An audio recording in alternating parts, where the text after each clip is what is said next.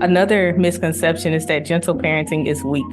And let me tell you, it takes a lot of strength and patience to do this, which is why I ascribe to something called gentle parenting adjacent. Yes, I made it up. I don't know if it's real or not, but it's definitely something that takes patience and restraint and strength, because it's not something that just happens, right? It requires all this strength to remain calm and patient when your kids are going through what kids go through. Welcome to the Momship Mastery podcast, the ultimate destination for moms seeking balance, connection, and growth in their journey through motherhood. I'm your host, master's level therapist and life coach, Andrea Baker.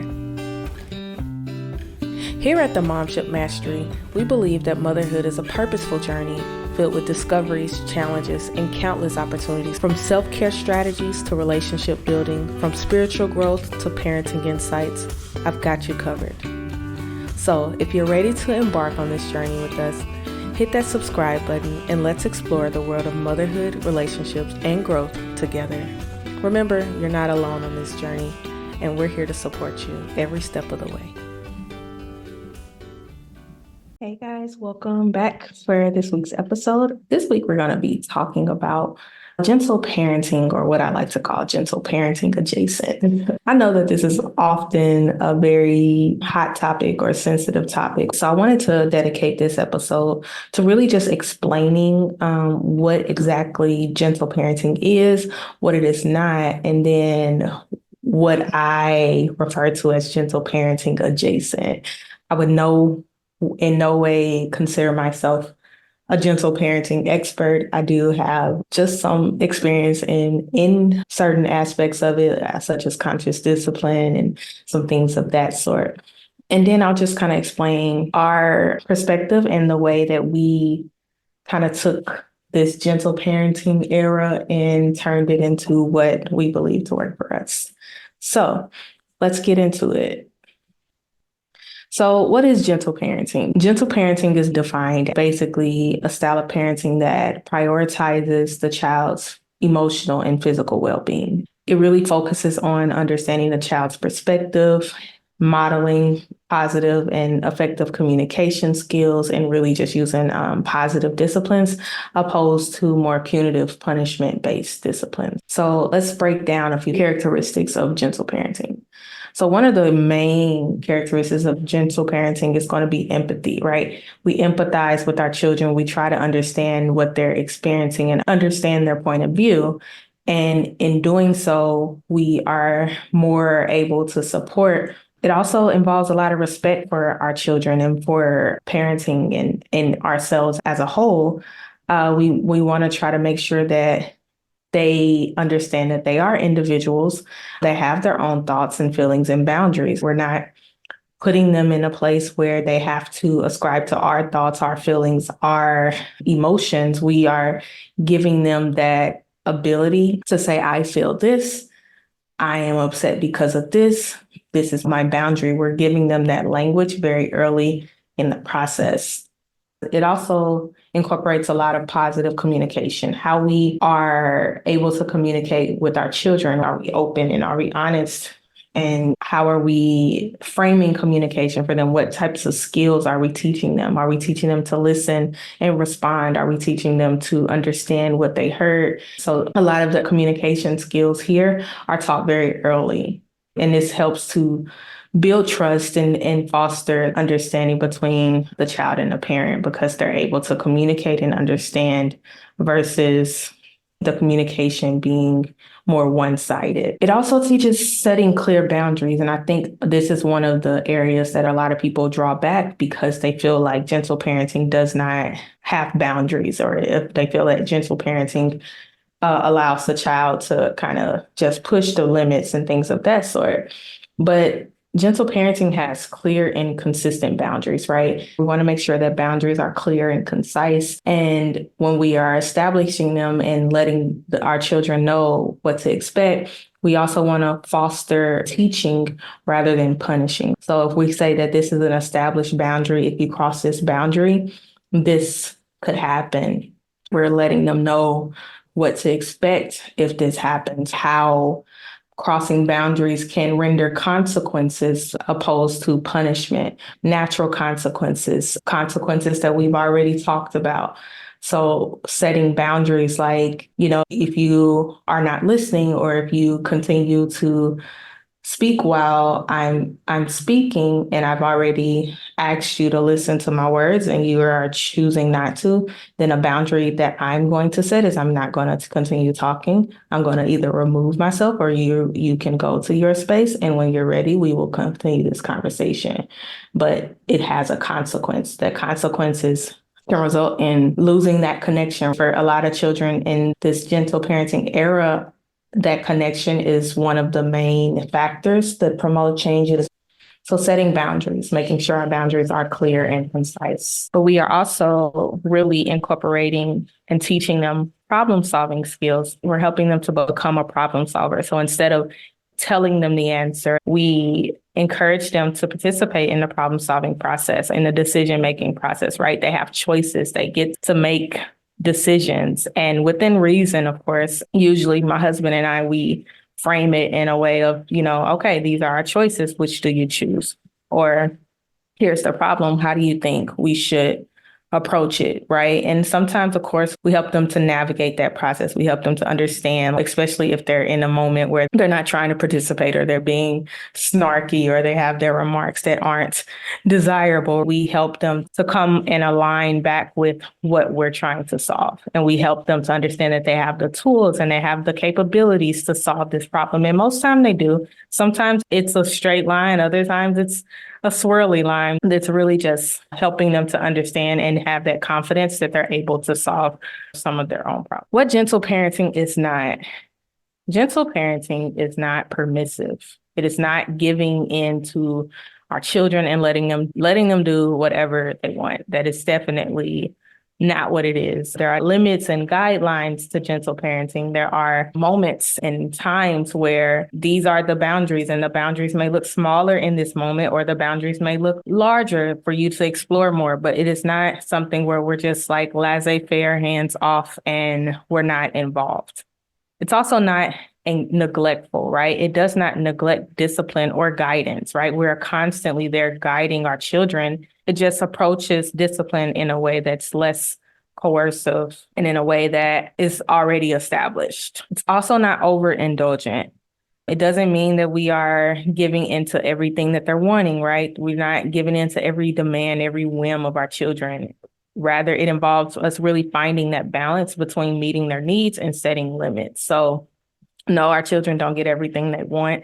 Now, they do get a lot more than me and my husband got growing up. And that part of that is like, it's on us just because they get a lot, but we're also teaching things like gratefulness, right? We teach them how to be appreciative. We teach them, respect and all these same themes, right? But it just looks a bit different. So like I said, a lot of people have these misconceptions that gentle parenting is very permissive or it's weak and it's very time consuming. Like I said, gentle parenting is not letting our kids have their way all the time. I know that that's the theme. I know that, people believe that that is an issue, right? Because then we have like a generation of kids that just believe they can get whatever they want. And I want us to really understand how to draw that line, how to understand the differences between gentle parenting versus letting our children do whatever we want and, just removing all types of discipline and things like that. So it's not that at all. We are definitely involved in guiding our children's behavior. Another misconception is that gentle parenting is weak. Now, I saw a meme I don't know. I think it was a reel or something. And let me tell you, like, it takes a lot of strength and patience to do this, which is why I ascribe to something called gentle parenting adjacent. Yes, I made it up. I don't know if it's real or not, but it's definitely something that takes so much patience. It's something that takes patience and restraint and strength, because it's not something that just happens, right? It requires all this strength to remain calm and patient when your kids are going through what kids go through, right? We can't say that because we're gentle parenting, the expectation is for our kids to be perfect or our kids to, they're still kids. They're still going to have these issues. They're still going to test limits, right? It's just our perspective, our response, and the way that we are able to be present in these moments. So I definitely want to say that it's not weak. I know listen, if you try it, you understand like the amount of restraint, the amount of adulting that it takes. I mean, I say it all the time, like, oh my gosh, I'm not adult enough for this, right? Because sometimes it's really hard. And sometimes I don't do a great job at it. And that's a real place for me. Like that's why, again, I said gentle parenting adjacent because I'm not perfect at this at all. Okay. There are times where I separate myself. There are times where I may lose my mind a little bit, but I always come back and I always, reconcile. I always try to apologize. I always try to explain and I always remind them of these boundaries that we set and the way that, the expectations are. And people believe that gentle parenting is time consuming and it involves like all these complex strategies. So this was a concept introduced to me when I was working in early childhood education. And when it first was introduced, of course, I rolled my eyes and I was like, what is this? This is never going to work for these kids. These kids aren't used to this. This is not what they know and all this other stuff. And I definitely was like, I don't think this is worth it. But then I saw the science behind it, right? If you can pretty much convince me to do almost anything if you show me the science, enough science related to it. But they showed me the science behind it and how it is healing for so many children, especially retrospective for, maybe a child didn't have this at one point, but then, a parent started trying these things, right? They started implementing one thing at a time and just seeing the difference that it would make for these kids. I would encourage parents like, yeah, it doesn't mean we have to deep dive and do everything differently at one point in time. But if there's one thing that really speaks to you that you really want to try or you really want to incorporate in your home, then just try one thing at a time, right? It's not that we just have to change everything overnight because kids aren't going to respond well to that. And that's not sustainable. So yeah, like I said, the strategies, especially learning them early on, like I learned them in our first child was already like 15, 16 months old. And I just was like, oh my gosh, I've done so many things that did not align with this. And we're trying to figure out how to reset, how to re-go and how to like go a different way in our parenting styles. And then we have this new baby. We're like, okay, we can kind of start this one on this different path. But it was like, yes, it was a little complicated at first, but now it's like it's a frame of mind. Right now it's more so of who we are versus what we're doing, right? We had to ascribe to this notion of this is how we want to parent. This is how we want our children to understand us, right? We know this is not how they're going to understand the world. We don't expect the world to do this for them, but this is how we want to incorporate safety. This is how we want to incorporate communication. This is how we want to incorporate discipline for them. So yeah, a lot of people think it takes so much time or it just takes a lot of change, and it does, but it's something that happens over time. The more you start seeing differences, even in yourself, the more you'll begin to feel the changes happening, and it won't seem like something that you have to do so much, opposed to who you're becoming and how you're becoming as a parent. So let's talk about discipline and consequences, because again, this is something that most people think does not exist in gentle parenting. So discipline in gentle parenting is more about teaching rather than punishing. It's really involves the child in helping them to understand the consequences of their actions and guiding them through that process to make better choices, right? So sometimes that looks like I see you about to make a choice. I've already told you that's not a safe choice, but I see that you're about to do it differently. So instead of threatening to whoop you or instead of whooping you for climbing on that chair, I'm going to let you fall, right? I'm going to allow you to fall. Yes, it's going to hurt, but you're not going to burst your head. You're not going to do like it's not going to land you into the hospital or anything, but I'm going to let you experience this consequence of being unsafe because then that will teach you maybe I shouldn't do that again, right? So, and then we're going to talk about it, right? After you fall, after you're done crying and you wipe your face and you realize, okay, that hurt, right? I'll look at you and I'll say, what could have been a better choice? What was another choice that we could have made other than that, right? I want you to tell me what choices we can make. How do you think that could have gone better? Because when you say it, it's your idea. It's not mommy's idea. It's not daddy's idea. It's your idea, and you are more sold out to it because you don't feel like it was pressed upon you. So yeah, I'm going to let you do some things that are not safe because within reason, of course. I'm going to allow certain things to happen because that is your teacher, right? This is your best teacher, this experience, because my job is to keep you safe and I'm going to do that. But I'm also want you to remember this when I'm not around, right? I'm not going to be everywhere you are. So I want you to remember like these types of things. Another thing, like I know I hear a lot of times, like with tantrums and stuff, my 6-year-old still has tantrums. And I still ascribe to a similar principle of, there are consequences to certain levels of tantrum. Now, if it's a tantrum where you're having a moment and you are, notably crying and, but you're not destructive, then we can work on that. But sometimes she gets to a point where she gets destructive. And so we close the door, we keep her inside of a enclosed space where she's not hurting anyone, including herself. Sometimes she begins to destroy her things, and the consequence of that is you don't get new things, right? And you're going to clean it up, and you are going to lose access to other things that you may not have destroyed. So there are ways in which we respond to this, but in that process, right, while she's having this moment, while she's having this tantrum, yes, I'm very triggered, right? I mean, a lot of times, like, it depends on how long you're irritated in the moment. Like, this is my truth. It's like, yes, I do. But I am self-regulating. I am using my own coping skills to calm myself and keep myself calm while she's doing this, because it doesn't make sense for me to match her energy at this moment, right? If I'm yelling and if she's yelling and I start yelling, it's just going to make it worse, right? I'm not going to get into a screaming match with the 6-year-old because I may not win. It only fuels the fire. My goal is to extinguish the fire and to then do recovery. How do we go about this? Now, like I said, it's hard. It takes patience and strength. It can get hard and it can get frustrating, but it does not mean that the discipline is not present, right? Discipline, I think more so it's the reason, right? Why are you choosing to discipline this way? I know a lot of times, like, I felt like a lot of discipline that we experienced as children ourselves was more reactive, right? Our parents would spank us because they were upset. Notably, not I'm not saying that they didn't have a reason to be upset at all. That's not what I'm saying, because I did. I pushed the limits. I gave my mom a lot of reasons to be upset.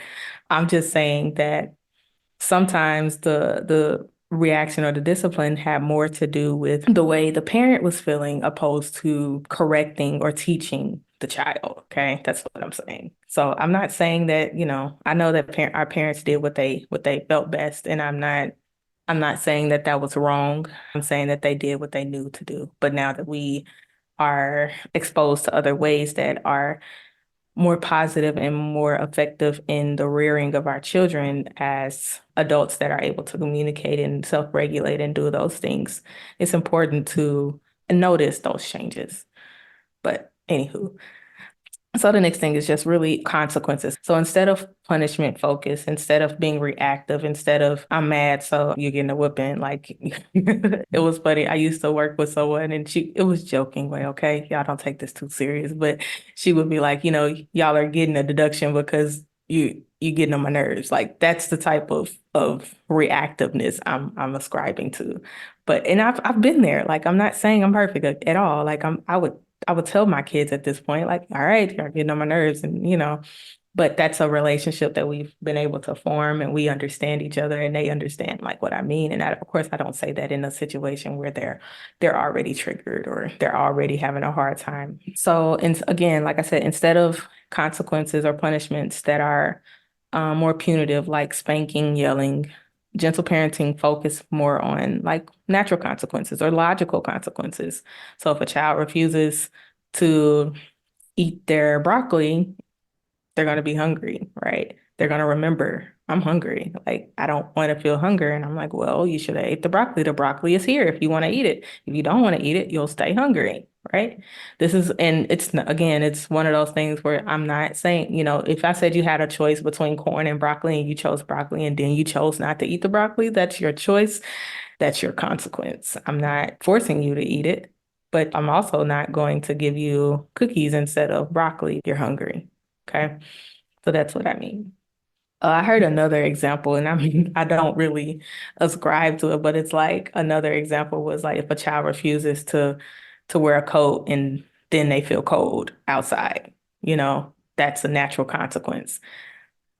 Like I said, adjacent, because I'm like, yeah, you're gonna feel cold. It depends on the weather for me. It's like if it's too cold, you don't get a choice in that because if you get sick, I'm gonna be the one to have to take care of you. But if we have a semi neutral weather day and you say, I don't want to wear a coat, and then you realize that it's a little chilly, that is your choice. It's your choice, and you have to face the consequences of that. So why do it, right? So why do I even advocate for something like this? Really, the research says that it really builds trust between the child and the parent. A lot of times, even with the adults that I see, it's that trust was either not formed or it was almost like it was conditional or it switched up. My parents love me, yeah, but I couldn't talk to them about everything. Or I felt close to my parents, but I had to be sneaky about this, or there were certain things that my mom would just kind of snap about, or things like that. So these are some of the things that I hear, when I'm talking to clients and even talking to friends or anybody. And it's like, I didn't have like that strong attachment to my parents. And that's a very real foundational issue that ends up being a relational issue as an adult. So when we're working towards the gentle parenting aspects, one of the goal is to build trust, right? So that they have a foundation of trust. They know how to trust someone to have their best interests at heart. It also is meant to promote emotional intelligence. This is something I've seen in research. It's something I've seen within my own children. It's something that people have continually told me. It's like your kids are very emotionally in tune and they can very well articulate how they're feeling. Yes, they can. Why? Because we gave them that language very early. We helped them to understand, attach language to an emotion. They know how to express it. They're more in tune with the emotions and feelings of their peers and of other people. They have empathy. So this helps them to be more emotionally intelligent. I send them to school to really work on the academic intelligence and things like that.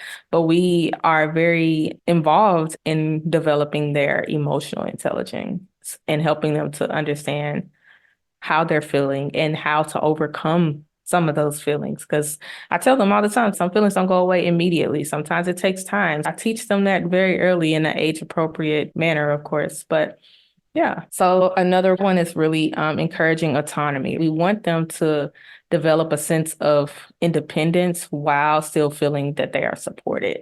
So it's like they are able to build their confidence in themselves early because they know I have a choice. I have the ability to make this choice, and I know that my parents are there to support me in this choice, right? Whether I make this choice good or whether I make it a not so great choice, it helps me to know that my parents are still there and they're still helping me right through this. And then reducing conflict. So by focusing on communication and problem solving skills, we reduce a lot of the power struggles and conflicts within the family. And that just means it goes back to like the screaming match, or when my child is having a tantrum, then I'm not going to um pour more gas on the fire by also yelling and screaming in return. I may be silent. Sometimes I may, like I said, be self-regulating for myself.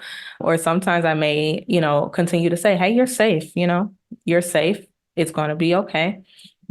Just really understanding the language that is needed in that time so that the conflict does not become overwhelming. So we know how to reduce conflict, right? It doesn't mean there will be no conflict. I just did an episode on conflict.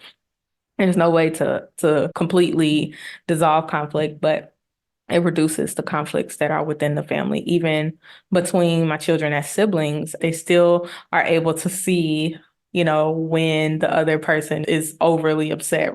I saw last week, it was hilarious. My husband and I, we laughed about it because the kids were yelling at each other about something that happened. Somebody was saying something was an accident. The other one was saying, no, it's not.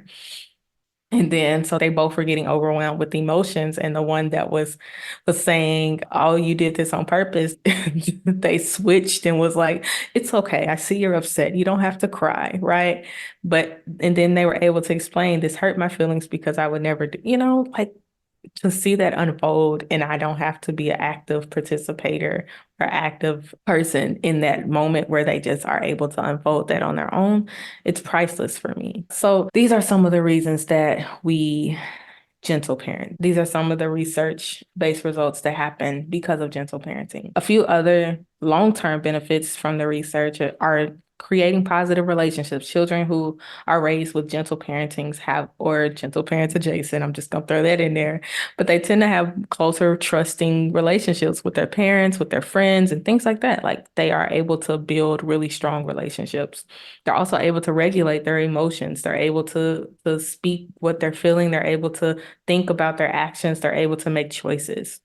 It strengthens also their social skills, where they're able to have empathy and cooperation. So they're able to have stronger social skills inside relationships. And then just having a strong sense of self-esteem. This really helps kids to feel empowered. Like, they're able to control themselves, right? They have some autonomy. They have some ability to make choices, right? That all of that impacts how they feel about themselves.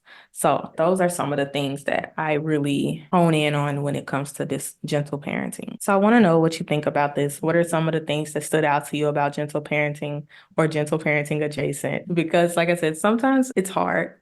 Okay, I'm not going to lie. Kids are going to be kids. It doesn't matter how you parent. Like I said, I've seen the thing where it's like, I'm gentle parenting, but my child isn't gentle child. And like, it's a real place to be. But we have to remember that, they are our responsibility. We are here to help them to navigate these places. And if we're able to do that in a way that strengthens them and that helps them to achieve all of these things, these benefits, then they become more successful adults, more able to navigate those hard places when they become adults. And that is the goal, right? We want our children to be productive citizens of society, right? We want them to be confident. We want them to know how to handle themselves, to know how to, express their emotions, but we also want them to have that strong emotional ability to bond and to, be in relationships with people. But we more so, for me, I know, it's like, I want them to know that they have a safe place in us, that no matter what, they can bring it to us, no matter if it's something that will make us upset, like, they understand that it's okay. I know that this has a consequence, but I also know that I will be supported in this. So that's the goal. I think I'm going to end this week for right now. I think we're going to end on this. And I just want to know, like I said, what do you guys think? What do you think about gentle parenting in general? Which one do you ascribe to most? Are there any other parenting styles you'd like for me to talk about? So that's all I have for today. I think next week we're going to talk more about how to do this when things get kind of difficult, especially when we have our own traumas that we've dealt with and how to navigate those places. So that's what we'll do next week. And I hope that you guys have a great week. All right. That's all for today, and I hope that you're feeling inspired to navigate your shifts with grace and authenticity. If you enjoyed this episode, I want you to subscribe, leave a review, and share it with a mom who may just need a little support and encouragement. Don't forget to connect with us on social media. We are on Instagram and Facebook at Momship Mastery, and those links are also in the show notes. Before we go, here's my little reminder. You are an incredible mom, and you have the power to nurture your inner well-being and create meaningful connections and relationships. Embrace the journey, cherish the moments, and continue to thrive in your momship journey. Until next time.